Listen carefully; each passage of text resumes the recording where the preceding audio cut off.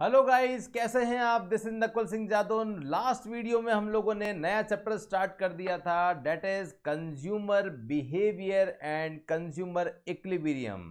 Guys, हम लोगों ने जो चैप्टर स्टार्ट किया था उस चैप्टर का नाम था कंज्यूमर बिहेवियर। मतलब इस पूरे चैप्टर में हम लोग कंज्यूमर का बिहेवियर चेक करेंगे। कंज्यूमर के बिहेवियर को कैसे चेक करते हैं। कंज्यूमर का बिहेवियर तब पता पड़ता है जब कंज्यूमर किसी गुड्स को कंज्यूम करता है। जब कंज्यूमर गुड्स को कंज्यूम करता है तो उसको सेटिस्फेक्शन मिलता है, और जब कंज्यूमर किसी गुड्स को कंज्यूम करता है और उसको जो सेटिस्फेक्शन मिलता है उसी को तो कहते हैं यूटिलिटी। तो अगर आप ध्यान से देखो तो जो मैंने आप लोगों को लास्ट क्लास में पढ़ाया था उसको अगर हम लोग थोड़ा सा सिस्टमेटिक तरीके से हम लोग देखें तो क्या होने वाला है।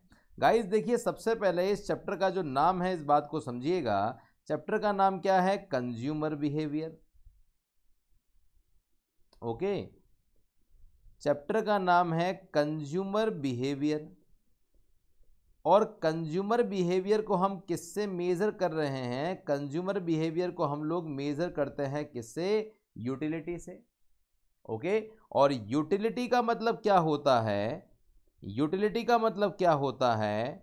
Wants satisfying power of a commodity. Want satisfying power of a commodity मतलब किसी कमोडिटी को कंज्यूम करने के बाद में जो भी मजा आने वाला है, अरे उसी को तो हम कहते हैं, उसी को तो हम लोग कहते हैं यूटिलिटी। ओके, अब यहां पे समझते हैं कि सर ये बताइए कि यूटिलिटी की कितनी अप्रोच होती है। तो गाइस ध्यान रखिएगा, हमेशा यूटिलिटी की दो अप्रोच होती है जिनको हमको दो समझना है। यूटिलिटी की हमको दो बड़ी बड़ी अप्रोच को समझना है। सर कौन कौन सी अप्रोच है, क्या क्या नाम है? तो दोनों के नाम बता रहा हूं आपको। गाइस जो पहली अप्रोच है उसका नाम क्या है? कल बताया था मैंने आप लोगों को। फर्स्ट कौन सी है? Cardinal approach. और जो सेकंड अप्रोच है वो कौन सी है? Ordinal approach. तो यूटिलिटी की दो अप्रोच है जो हम लोगों को समझनी है। फर्स्ट कौन सी है? कार्डिनल। दूसरी कौन सी है? ऑर्डिनल। अब कार्डिनल में क्या होता है, ऑर्डिनल में क्या होता है, इसको थोड़ा सा देखना पड़ेगा। कार्डिनल के हिसाब से जब हमने कार्डिनल को लेकर कौन आए थे? कार्डिनल को प्रपाउंड किसने किया था? तो इसको प्रपाउंड किया था किसने? मार्शल ने। इस अप्रोच को प्रपाउंड किया था मार्शल ने, और इस अप्रोच को प्रपाउंड किया था हिक्स एंड एलन ने। याद आ रहा है आप लोगों को? देन उसके बाद में जब हमने पूछा, मार्शल साहब से पूछा कि यार मार्शल साहब आप ये तो बताओ कि आप इस अप्रोच में यूटिलिटी के बारे में क्या कहना चाहते हो। तो मार्शल ने कहा था, according to me utility is measurable. उन्होंने कहा था सर मेरे हिसाब से जो यूटिलिटी है वो एक मेजरेबल कंसेप्ट है। और इन्होंने कहा था अकॉर्डिंग टू मी और according to us utility is orderable. हमारे हिसाब से यूटिलिटी जो है वो एक ऑर्डरेबल कंसेप्ट है। अब ये दोनों बातें बता दी है। जब हमने मार्शल से पूछा कि यार सर आप बोलते हो कि यूटिलिटी जो है वो मेजरेबल है, आपकी बात तो बिल्कुल भी समझ में नहीं आती। आप कहते हो यूटिलिटी को, सेटिस्फेक्शन को नंबर में शो कर सकते हो। सर नंबर में शो करना तो पॉसिबल नहीं है, और अगर है तो जल्दी से कुछ लॉ बना के हमको आपकी बात समझा दो। मार्शल ने कहा मेरे लिए कौन सी बड़ी बात है, मैं लॉ बना देता हूँ। तो मार्शल ने अपनी बात को समझाने के लिए एक लॉ बना दिया जिसका नाम था law of diminishing marginal utility, सीमांत उपयोगिता ह्रास नियम। ये मार्शल ने दिया था। लेकिन जब यही क्वेश्चन मैंने सेम किससे पूछा, हिक्स एलन से पूछा कि सर वो तो गलत थे, तो भी उन्होंने एक लॉ दे दिया, आप भी तो कोई लॉ दो। तो इन्होंने भी अपनी बात को बताने के लिए एक लॉ दिया जिस लॉ का नाम था इनडिफरेंस कर्व एनालिसिस। क्या नाम था? Indifference curve analysis. ये इन्होंने लॉ दे दिया था। फिर जब मैंने इन दोनों से पूछा कि सर ये तो बताओ कि कंज्यूमर इक्विलिब्रियम कहाँ आएगा। भाई आप कहते हो कंज्यूमर को सेटिस्फेक्शन मिलेगा, एक कह रहा है कि सेटिस्फेक्शन को मेज़र कर सकते हैं, एक कह रहा है मेज़र करना पॉसिबल नहीं है। लेकिन ये तो बताओ कि अगर हम मेज़र करेंगे तो कंज्यूमर कौन सी यूनिट के बाद में ये कह देगा कि पूरा पेट भर गया, मैक्सिमम सेटिस्फेक्शन मिल गया, तो कंज्यूमर इक्विलिब्रियम कहाँ आएगा? तो इन्होंने कहा कौन सी बड़ी बात है, अगर कंज्यूमर इक्विलिब्रियम समझना है तो एक और लॉ समझना पड़ेगा जिसका नाम क्या है? Law of equi marginal utility. इन्होंने कहा अगर मेरे इस बात को समझना है ना, अगर ये मुझसे ये पूछते हो कि कंज्यूमर का सेटिस्फेक्शन मैक्सिमम कहाँ होगा, तो उसके लिए law of equi marginal utility समझ लेना। मैं फिर से गया हिक्स एलन के पास, मैंने कहा सर वो तो उन्होंने तो इसके लिए भी लॉ दे दिया, तो आप भी कुछ लॉ दो। तो इन्होंने कहा ठीक है मैं भी लॉ दे देता हूँ। तो इन्होंने भी एक लॉ तो नहीं दिया बट एक कंसेप्ट दिया, जिस कंसेप्ट का नाम है बजट लाइन। अब ये बजट लाइन क्या है ये हम समझेंगे। बजट लाइन क्या है, जिसे बजट रेखा कहते हैं। इनडिफरेंस मैप का कंसेप्ट क्या आता है ये हम समझेंगे। और इन्होंने एक कंसेप्ट और दिया था जिस कंसेप्ट का नाम है कंज्यूमर सरप्लस। क्या नाम है? Consumer surplus. तो गाइज ये जो चार्ट मैंने आपको बताया है ना, ये चार्ट इस पूरे चैप्टर का सबसे इंपॉर्टेंट चार्ट होने वाला है, क्योंकि आप कह सकते हो कि ये चार्ट बेसिकली यूटिलिटी की अलग अलग अप्रोच भी है। ये चार्ट क्या शो कर रहा है? ये चार्ट शो कर रहा है कि यूटिलिटी की कौन कौन सी अप्रोच होती है। तो ये चार्ट अप्रोच को तो शो कर ही रहा है, साथ में आपको इस पूरे चैप्टर का सिलेबस बता रहा है। तो हमको पढ़ना क्या है सर? हमको पढ़ना है सबसे पहले क्या पढ़ना है? देखो, law of diminishing marginal utility, फिर पढ़ना है law of equi marginal utility, फिर पढ़ना है कंज्यूमर सरप्लस, और यहाँ आते हैं तो यहाँ पढ़ना है इंडिफरेंस कर्व, फिर पढ़ना है बजट लाइन, फिर पढ़ना है इंडिफरेंस मैप। और जब मैं आपको ये पढ़ा दूंगा ना तो समझ लेना ये पूरा चैप्टर आपका फिनिश हो गया है। बस इतने ही कंसेप्ट आपको बहुत अच्छी तरीके से ध्यान रखना है। तो अब मेरे हिसाब से आप सभी को इस चैप्टर की थीम समझ में आ गई होगी कि यार इस चैप्टर में एक्चुअल में पढ़ना क्या है। अब अगर ये समझ में आ गया है तो मैं आपको समझाता हूं, एक एक करके हर एक थीम को हम लोग समझेंगे। सबसे पहले मैं स्टार्ट कर रहा हूं अजम्पशंस। वेरी फर्स्ट में स्टार्ट कर रहा हूं अजम्पशंस। क्या क्या अजम्पशन है जो आपको ध्यान रखनी है कौन सी अप्रोच में। अब हम गाइज स्टार्ट कर चुके हैं, अब हम कार्डिनल अप्रोच को स्टार्ट कर चुके हैं।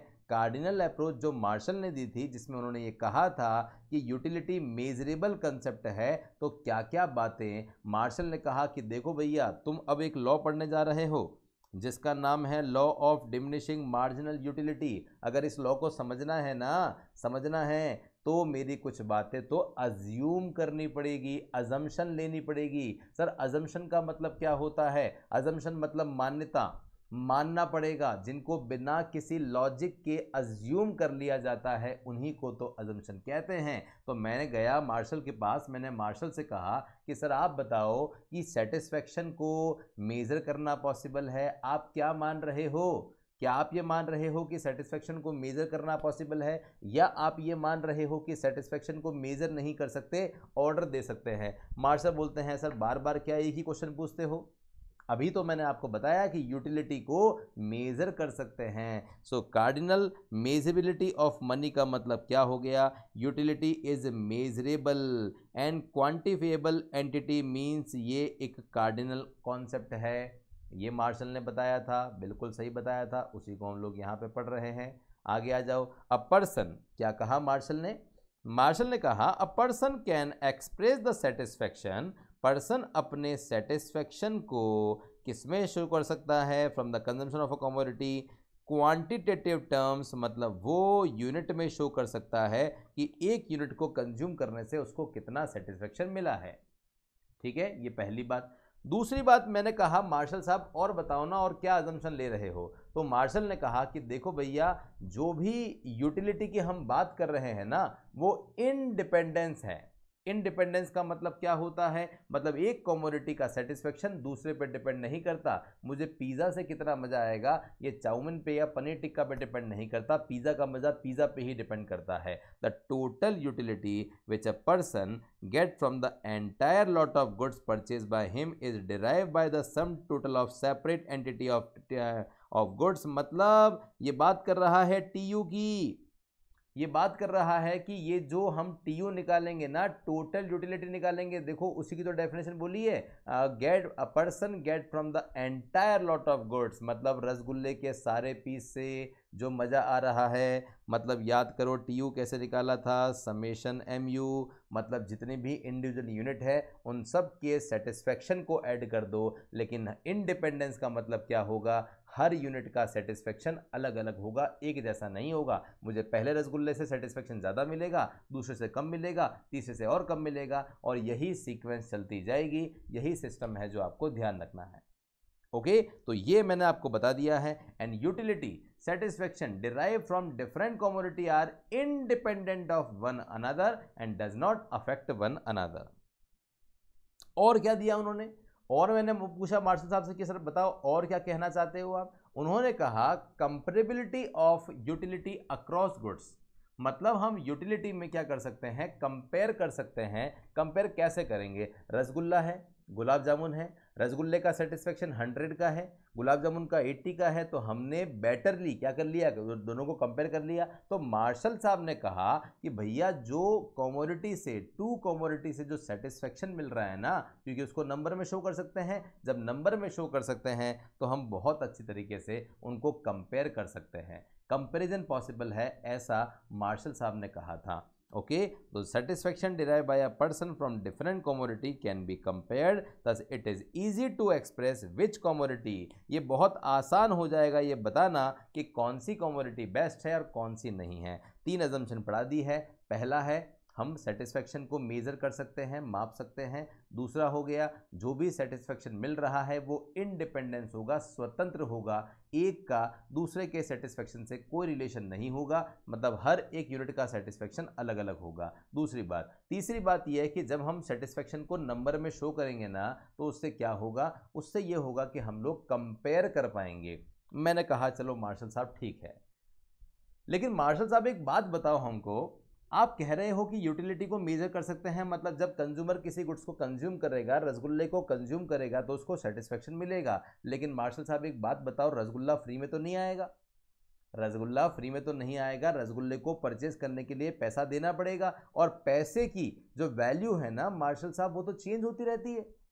आज 100 रुपीज़ की जो वैल्यू है, आज से 10 साल बाद 100 रुपीज़ की वैल्यू उतनी नहीं होगी, कम हो जाएगी।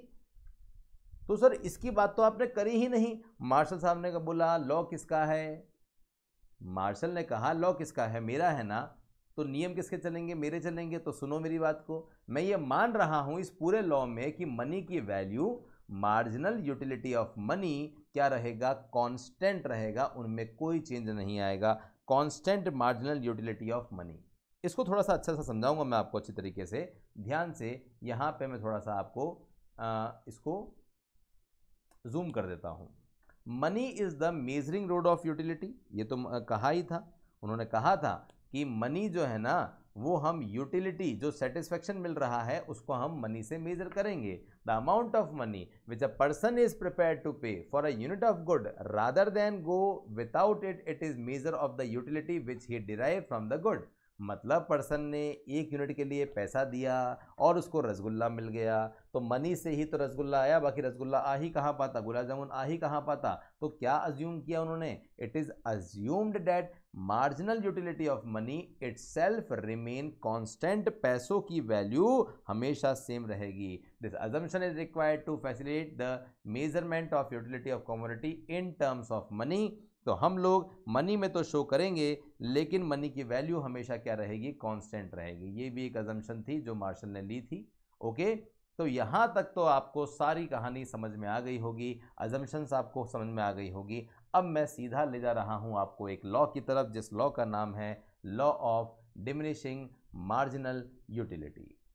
देखिए, law of diminishing marginal utility का अगर हम थोड़ा सा ऑपरेशन करें ना, तो आप देखो ध्यान से, ये 3 वर्ड से मिलके लॉ बना है,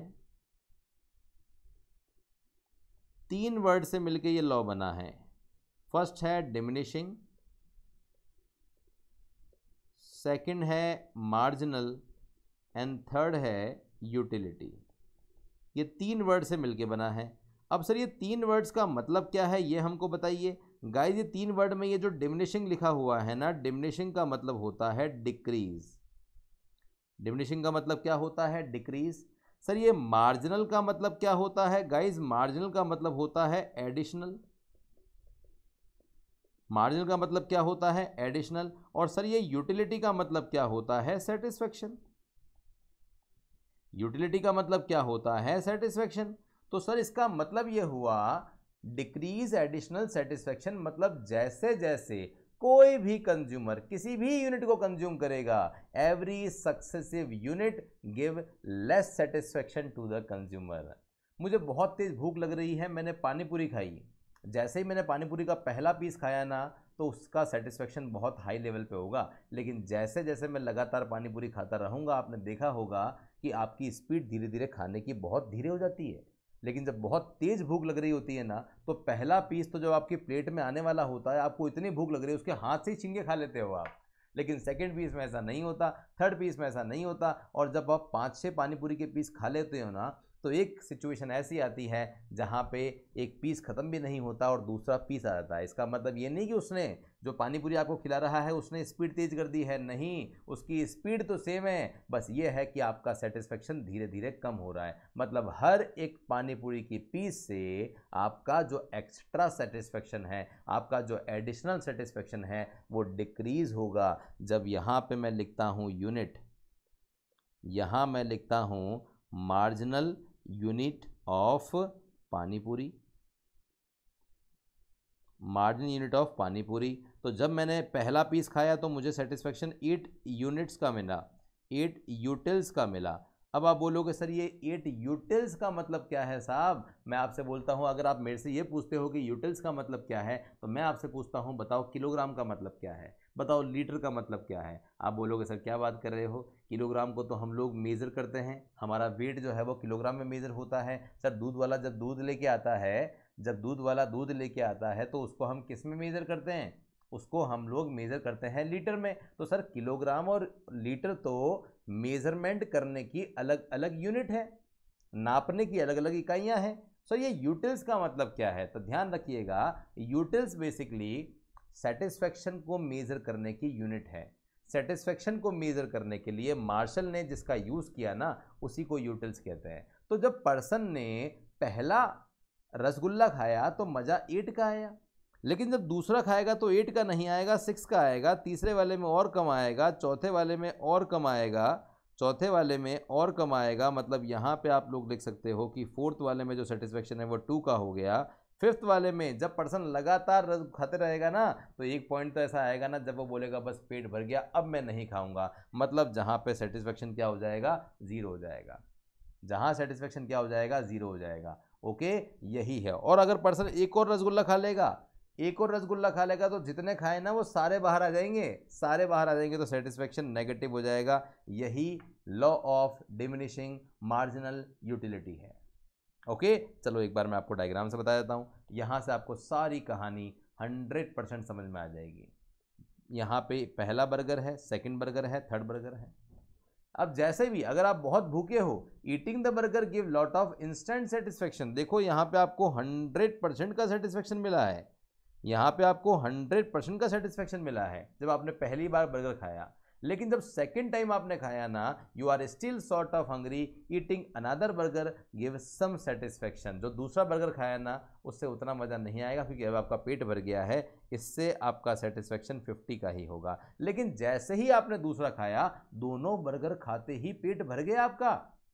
अब जैसे ही पूरा पेट भर गया है, अब तीसरा कोई मान लो आपका फ्रेंड बोलता है तुझे खाना पड़ेगा, तुझे मेरी कसम है खाना पड़ेगा, आप खा तो लोगे, लेकिन आपका सेटिस्फेक्शन वहां पे क्या हो जाएगा? 0% हो जाएगा। लेकिन फ्रेंड भावुक निकला और फ्रेंड की डाइटिंग बड़ी जोरदार है। फ्रेंड बोल रहा था कि यार मैं तो एक और खा रहा हूं, तुझे भी खाना पड़ेगा, बस तुझे खाना ही पड़ेगा, तुझे मेरी कसम है, आप नहीं माने तो भी उसने जबरदस्ती आपको खिला दिया। अब उस सिचुएशन में पता है क्या होगा? उस सिचुएशन में आपका जो बर्गर से मिलने वाला सेटिस्फेक्शन है ना, वो नेगेटिव हो जाएगा, और हो सकता है चौथा बर्गर आपका उसी के ऊपर निकल जाए जिस फ्रेंड ने आपको जबरदस्ती करी थी। शायद उसके बाद वो किसी को जबरदस्ती नहीं करेगा। तो शायद आपको समझ में आ रहा होगा कि यार ये कंसेप्ट है क्या। जैसे जैसे कंज्यूमर किसी गुड्स की, बर्गर की, रसगुल्ले की एक्स्ट्रा यूनिट को कंज्यूम करेगा, हर एक एक्स्ट्रा पीस से मिलने वाला सेटिस्फेक्शन कम होगा। इसी को तो law of diminishing marginal utility कहते हैं। सर एक बार अच्छी तरीके से हमको डेफिनेशन पढ़ा दो तो सर मज़ा आ जाएगा और सारी कहानी हमको समझ में आ जाएगी। तो आ जाओ ना, पढ़ लेते हैं कहाँ दिक्कत है। लॉ ऑफ DMU का लॉ क्या है, आइए समझ लेते हैं। गाइस क्या कहता है ये law? The additional benefit, MU, which a person derive from a given increase in stock of a thing diminishes with every increase in the stock that he already has. जैसे जैसे एक्स्ट्रा स्टॉक के piece आते रहेंगे वैसे वैसे satisfaction कम होगा as a consumer. अब कंज्यूमर की बात करते हैं। As a consumer take more unit of item. अगर एक कंज्यूमर किसी आइटम का ज़्यादा यूनिट कंज्यूम करता है, चाहे रसगुल्ला हो या पिज़्ज़ा हो या कोई मूवी भी हो सकती है। जब आप पहली बार मूवी देखते हो ना तो सेटिस्फेक्शन बहुत ज़बरदस्त होता है, लेकिन लगातार जब मूवी देखते रहोगे ना तो दूसरी बार में आपको स्टोरी थोड़ी बहुत पता होगी, आपको मज़ा आएगा पर इतना नहीं आएगा। तीसरी बार में तो मज़ा ज़ीरो हो जाएगा और चौथी बार में आधे पिक्चर में भाग जाओगे आप। Okay, so as a consumer take place more unit of an item, the extra satisfaction, additional satisfaction means marginal utility that he derived from an extra unit decline with the increase in the consumption of an item। जैसे जैसे consumer consume करता जा रहा है उससे मिलने वाला satisfaction fall हो रहा है। यही तो है जिसका नाम law of diminishing marginal utility है। अब आइए थोड़ी सी डिटेल मैं आपको और पढ़ाता हूं, यहां से कहानी और अच्छे से समझ में आएगी। Even the total want of a person are virtually unlimited. Total want तो अनलिमिटेड होती है and each single want is satiable, मतलब each want is capable of being satisfied, मतलब हर यूनिट से सेटिस्फेक्शन तो मिलेगा लेकिन टोटल वांट तो क्या होती है, अनलिमिटेड होती है। सिंस ईच वांट इज सेटरेबल, मतलब हर एक वांट का एक ना एक पॉइंट ऐसा होता है, पॉइंट ऑफ सेटाइटी इसे कहते हैं, संतुष्टि का उच्चतम बिंदु कहते हैं। ये वो पॉइंट होता है जहां पे सेटिस्फेक्शन मैक्सिमम होता है। So since each want is satiable as a consumer consume more and more unit of rasgulla, the intensity of his want for the item goes on decreasing. उस रसगुल्ले की जो चाहत है ना वो धीरे धीरे खत्म हो जाएगी और ये ज़्यादा लंबे तक नहीं चल पाएगी। Further, good are imperfect substitute for each other. If same goods could have satisfied other wants also, their marginal utility not have decrease. ये बोल रहा है कि अगर रसगुल्ला भी मार्केट में है, गुलाब जामुन भी मार्केट में है और सपोज गुलाब जामुन सस्ता मिल रहा है या रसगुल्ले से मिलने वाला सेटिस्फेक्शन कम हो रहा है, तो हो सकता है आप गुलाब जामुन खा लो और आपका सेटिस्फेक्शन कम नहीं हो। तो ध्यान रखना ये जो पूरा लॉ है ना, ये लॉ कब एप्लीकेबल होता है, जब हम लोग परफेक्ट सब्स्टिट्यूट गुड्स को ही डिस्कस करते हैं। इसको हम लोग और आगे जाकर डिस्कस करेंगे। एग्जाम्पल देखो आपको यहाँ पे दे रखा होगा, बहुत बढ़िया एग्जाम्पल है। एग्जाम्पल में बात कर रहे हैं हम लोग मैंगो की। ये लॉ क्या कहता है इसको हम लोग समझ रहे हैं और ह्यूमन का नेचर इसमें कैसा होता है, इस ह्यूमन के नेचर को हम लोग समझ रहे हैं। Suppose a person has a liking for eating mangoes. एक पर्सन को मैंगो पसंद है, लेकिन जैसे ही वो पहला मैंगो खाएगा उसको बहुत मज़ा आएगा, लेकिन जो सेकंड मैंगो खाएगा उससे उसका सेटिस्फेक्शन कम होगा पहले वाले से। और अगर हम उसको ज़्यादा बोलेंगे ना तो क्या होगा, वो लगातार खाता तो रहेगा लेकिन मैंगो के प्रति जो उसका इंटरेस्ट है ना वो धीरे धीरे क्या हो जाएगा, कम हो जाएगा, 100% कम होगा। So the utility goes on reducing.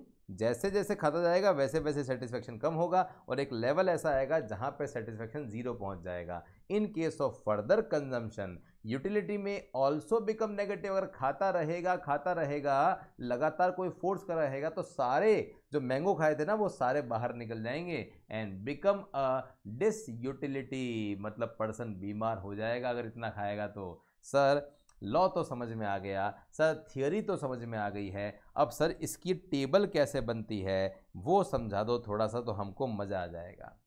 अब देखिए ध्यान से देखिएगा दोस्तों, मैं अब आपको यहाँ पे बता रहा हूँ टेबल कि कैसे इस पूरे लॉ की टेबल बनती है। अगर ये टेबल भी आपको समझ में आ गई ना तो पूरे बहुत सारी बातें समझ में आ जाएगी। अब जैसे सपोज एक पर्सन है, ये रहा पर्सन, ये वही है हमारे चुन्नू भाई। अब ये जो हमारे चुन्नू भाई है ना, इनकी कहानी ही कुछ अलग है।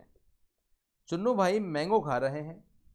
अब जब मैंगो एक भी नहीं खाया तो मैंगो से मिलने वाला टोटल सेटिस्फेक्शन भी ज़ीरो है और एडिशनल सेटिस्फेक्शन भी ज़ीरो है। लेकिन जैसे ही चुन्नू ने यहाँ पे एक मैंगो खाया, अब एक मैंगो खाते ही क्या होगा एक मैंगो खाते ही उसको बहुत ज़बरदस्त मज़ा आएगा। सोचो ना कि जैसे ही मैंगो का सीज़न आता है, सीज़न आते ही आप जब मैंगो खाते हो तो पहले मैंगो से मिलने वाला सेटिस्फेक्शन यहाँ पे कितने का होता है, 30 का होता है। तो एक एक्स्ट्रा मैंगो खाने से एक्स्ट्रा सेटिस्फेक्शन 30 का आया। मैं गया चिन्नू के पास, मैंने कहा चुन्नू बता सारे मैंगो से कितना मज़ा आया। चुन्नू बोलता है सर क्या मजाक कर रहे हो, अभी मैंने मैंगो ही एक खाया है, तो जो एक का सेटिस्फेक्शन है वही सबका है, तो यहाँ तो 30 आना ही आना है। लेकिन जैसे ही उसने दूसरा मैंगो खाया सेम डे, अब दूसरे मैंगो से मिलने वाला सेटिस्फेक्शन 25 हो जाएगा। और मैं उससे पूछूंगा बता तूने सारे मैंगो से कितना मजा आया, तो वो क्या बोलेगा कि सर देखो पहले का सेटिस्फेक्शन तो बता चुका हूँ सर, दूसरे का ये रहा, दोनों को ऐड कर दो 55 आ जाएगा। तो MU से TU कैसे निकालते हैं, फॉर्मूला था हमारा, क्या था फॉर्मूला, समेशन MU कर देंगे तो हमारा वहाँ से सॉल्यूशन हो जाएगा।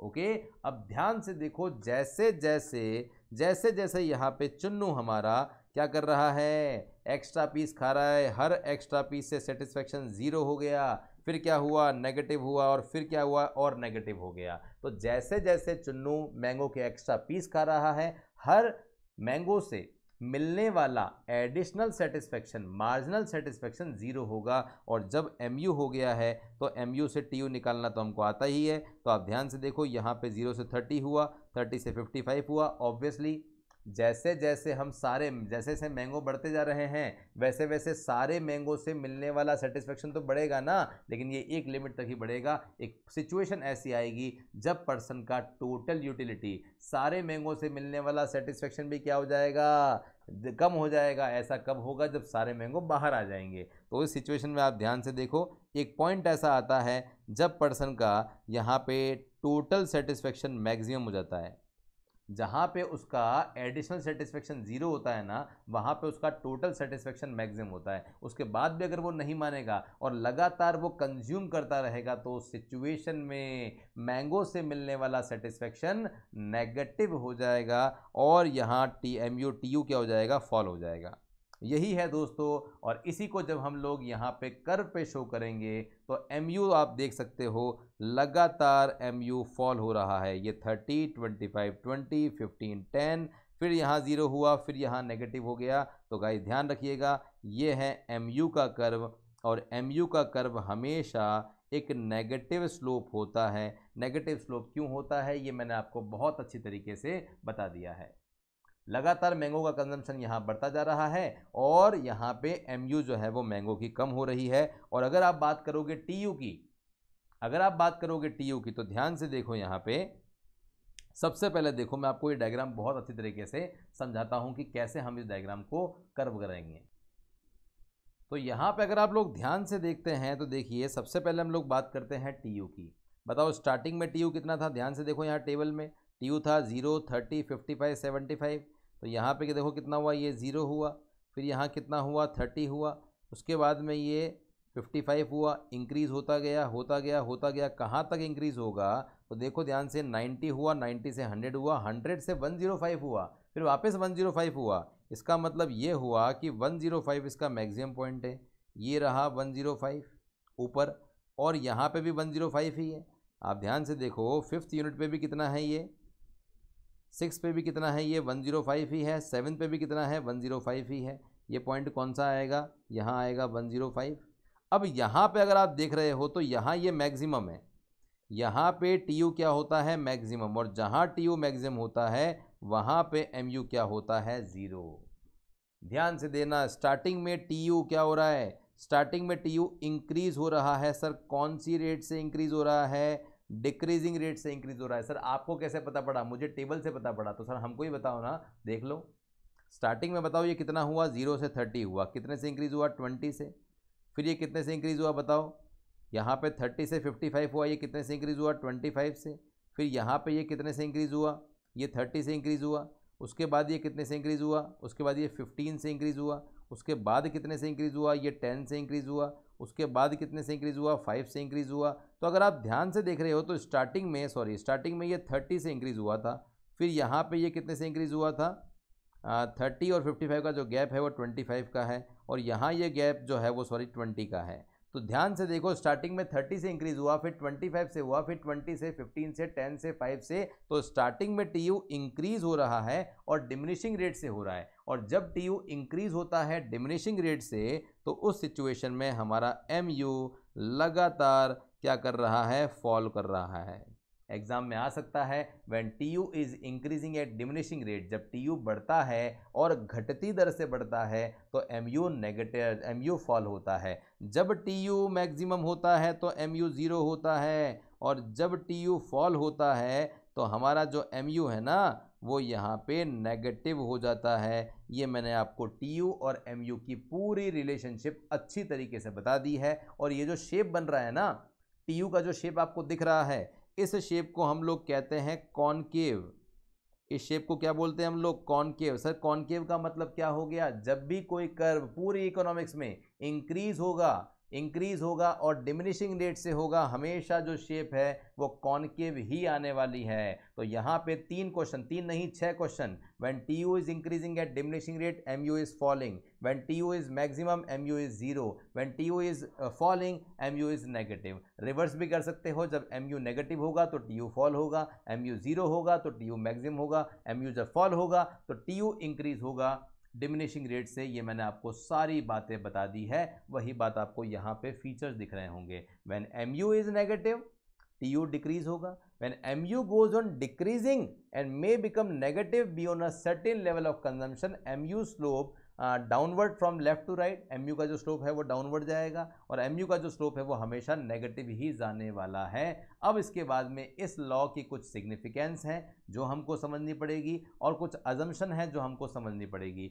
लेकिन मैं आपको बता दूं, टीयू और एमयू का जो कॉन्सेप्ट है ना वो पूरा आपको 100% समझ में आ गया होगा कि टीयू और एमयू में रिलेशन क्या होता है। और आपको वैसे भी लॉ तो याद रखना है, लेकिन टेबल को याद करने की रिक्वायरमेंट नहीं है। उसका रीज़न यह है कि एग्जाम में वैसे भी पहले से टेबल दे रखी होगी, आपको उस टेबल से रिजल्ट निकालने आने चाहिए। अब नेक्स्ट क्लास में मैं आपको बताऊंगा, प्रैक्टिकल क्वेश्चन करवाऊंगा कि कैसे टीयू से एमयू निकाल सकते हैं और एमयू से हम लोग टीयू निकाल सकते हैं। Okay, so thank you so much. फिर से मिलेंगे हम लोग नेक्स्ट क्लास में। धन्यवाद।